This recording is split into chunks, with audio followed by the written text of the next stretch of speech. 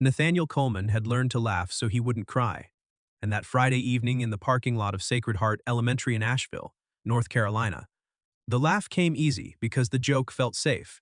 His 6-year-old daughter, Grace, was twirling in her purple raincoat, while the school's fall festival lights blinked behind them.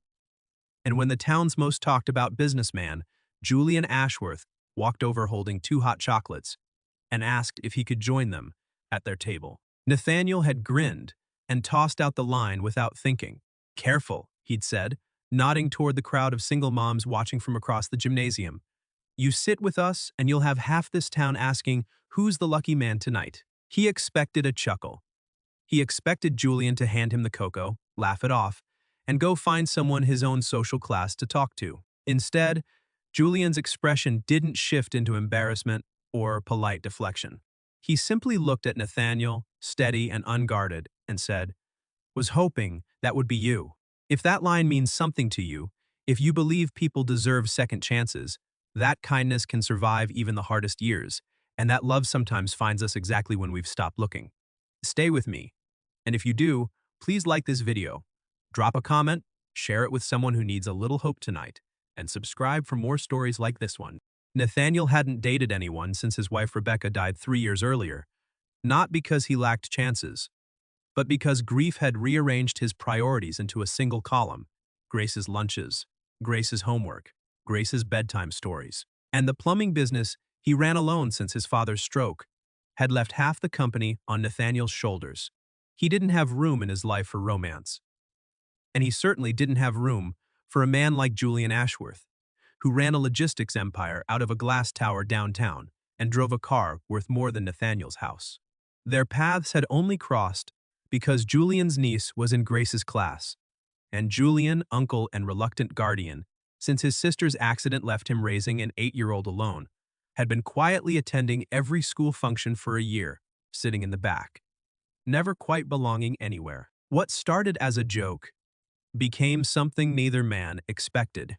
Julian began finding reasons to be near the folding table where Nathaniel sold raffle tickets. He noticed the way Nathaniel knelt to Grace's eye level when she cried over a broken balloon, the patience in his voice even after a 12-hour workday, the quiet dignity in a man who never once complained about how much he was carrying. And Nathaniel noticed that beneath the tailored jacket and the boardroom composure, Julian carried his own kind of exhaustion, the loneliness of providing for a child he loved fiercely, but didn't always know how to comfort, the ache of success that had never once been asked to dance. They started with coffee after drop-off, which became dinners after the girls were asleep at Julian's sister's house, which became long phone calls where Nathaniel talked about Rebecca without flinching for the first time in years. And Julian talked about the fear of failing his niece, the way he believed he'd failed his sister. Neither man rushed it. Neither man pretended the other's world made sense to them yet. But slowly, in the space between 2 exhausted single parents just trying to get their kids to bed on time, something steady took root, not fireworks, but foundation. 6 months later, at the same fall festival, now standing beneath the same string lights, Julian didn't joke around this time. He took Nathaniel's hand in front of Grace, in front of his niece, in front of the whole gymnasium of neighbors who'd whispered rumors for months.